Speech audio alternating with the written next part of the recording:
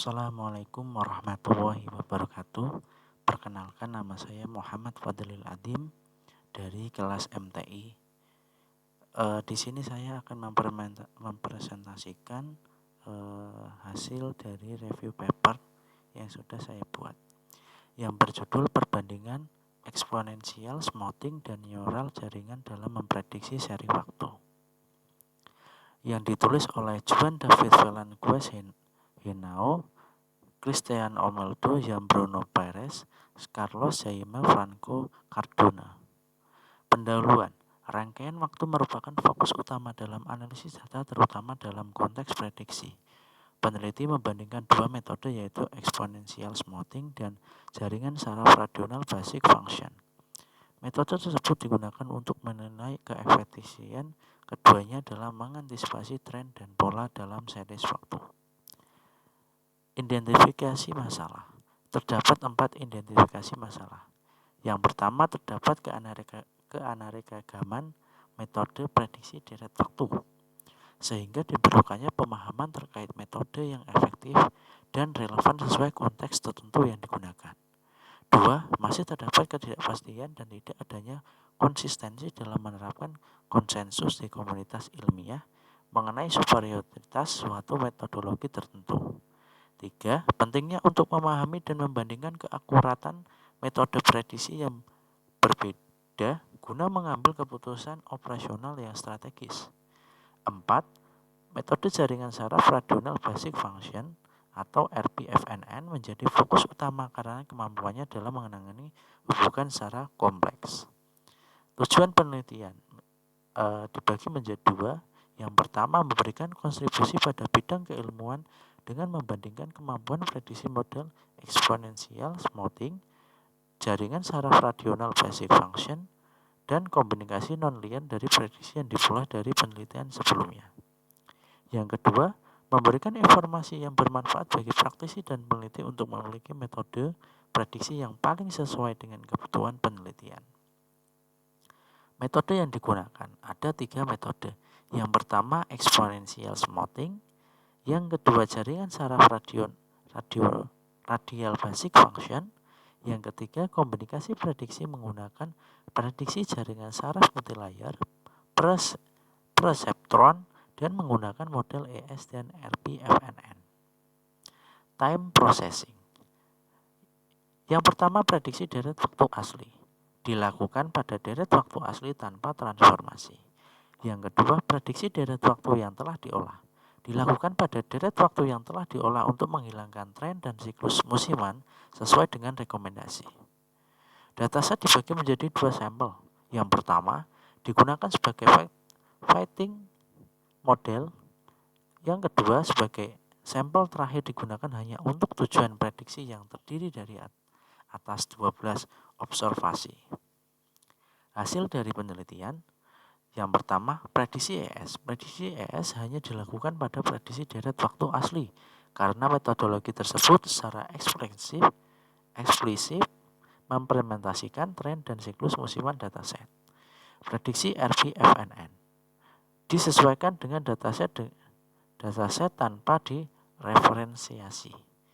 RPFNN ketika jaringan saraf disesuaikan dengan dataset asli. Sedangkan DRPFNN ketika disesuaikan dengan deret waktu yang telah diolah. Yang ketiga, komunikasi prediksi. Dilakukan dengan menggunakan jaringan saraf multilayer perseptron dengan 2 input, yaitu model ES dan model terpilih antara RPFNN dan DRPFNN. Jumlah optimal neuron dihitung dengan pendekatan konstruktif. Pembahasan. Model ES menunjukkan fitting yang lebih baik dibandingkan dengan model RPFNN. Tetapi model ES kurang akurat dalam memprediksi out of sample, kecuali untuk dataset harga kontrak listrik. Yang kedua, diferensiasi pada RPFNN meningkatkan kemampuan model untuk menangkap tren dan pola musiman, menghasilkan kesalahan fitting dan prediksi yang lebih rendah daripada model RPFNN pada dataset asli. Komunikasi prediksi tidak menghasilkan prediksi yang lebih akurat pada semua dataset.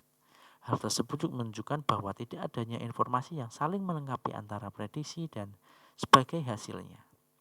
Prediksi tidak dapat ditingkatkan Kesimpulan, metode ES memiliki kecocokan yang lebih baik namun daya prediksinya lebih rendah dari RPFNN.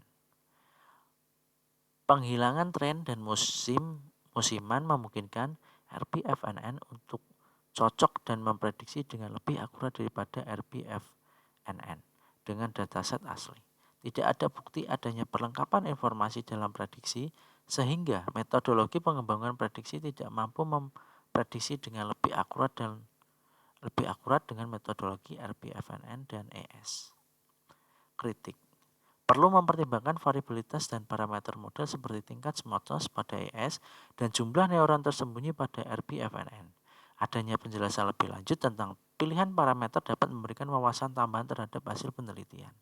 Penting untuk mencermati metode diferensiasi pada RPFNN dan dampaknya terhadap akurasi prediksi, yaitu mengenai analisis mendalam tentang keberlanjutan diferensiasi pada dataset lain serta bagaimana hal tersebut mempengaruhi hasil prediksi. Diperlukannya adanya pengembangan lebih lanjut mengenai implikasi praktis dalam penelitian ini.